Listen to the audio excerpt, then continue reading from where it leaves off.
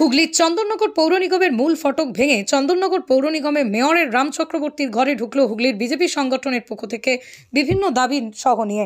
যদিও মেয়র ছিলেন না তার দপ্তরে, চন্দননগর পৌর নিগমের মেয়র না থাকার ফলে স্মারকলিপি না দিয়ে ফিরতে হলো বিজেপি সংগঠনের নেতা ও কর্মীদের।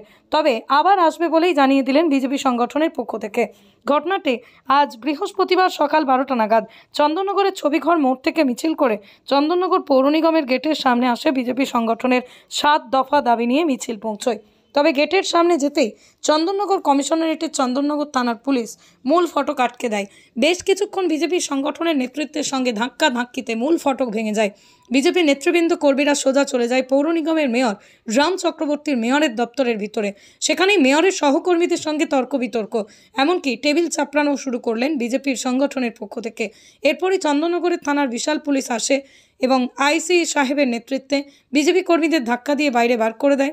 এই ঘটনার পর বিজেপি সংগঠনের পক্ষ থেকে সাংবাদিকদের জানান হুগলির চন্দননগর থেকে প্রবীর বসুর রিপোর্ট, ক্রাইম বেঙ্গল।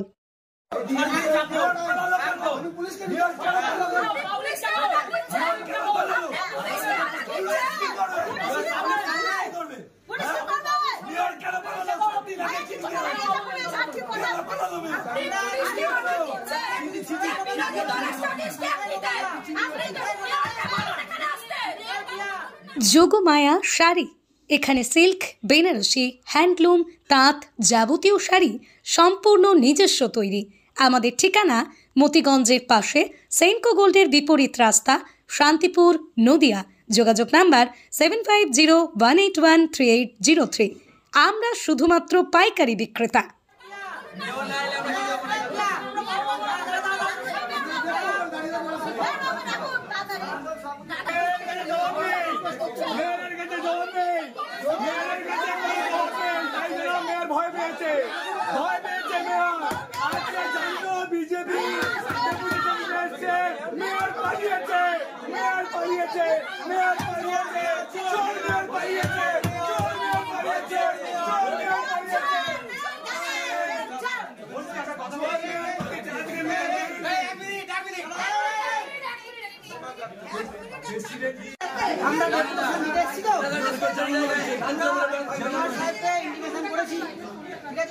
আমরা রিকোয়েস্ট করেছি যে কোনো প্রতিনিধিকে আপনি রাখুন, আমরা ডেপুটেশন দেবো আজকে।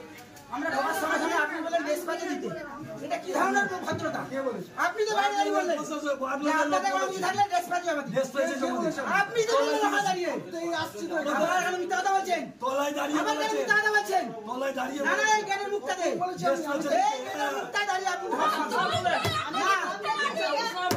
আপনাদের এত উদ্যোক্তা কিসে আছে?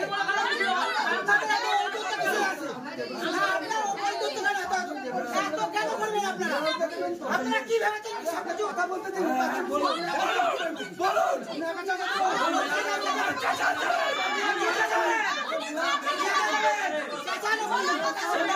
এখান থেকে আমরা যে মেন কিছু পয়েন্ট সেগুলো আমরা তুলে ধরেছি, কিন্তু মেয়র সাহেব এইখানে আমরা যে দফাগুলো নিয়ে এসেছি সেগুলো হলো প্রথমেই রাস্তাঘাটের বেহাল অবস্থা, বেআইনি নির্মাণ, বেআইনিভাবে পুকুর ভরাট, শিক্ষা ক্ষেত্রে উদাসীনতা, স্বাস্থ্য ক্ষেত্রে ভঙ্গুর পরিকাঠামো, এই ছিল আমাদের দাবি।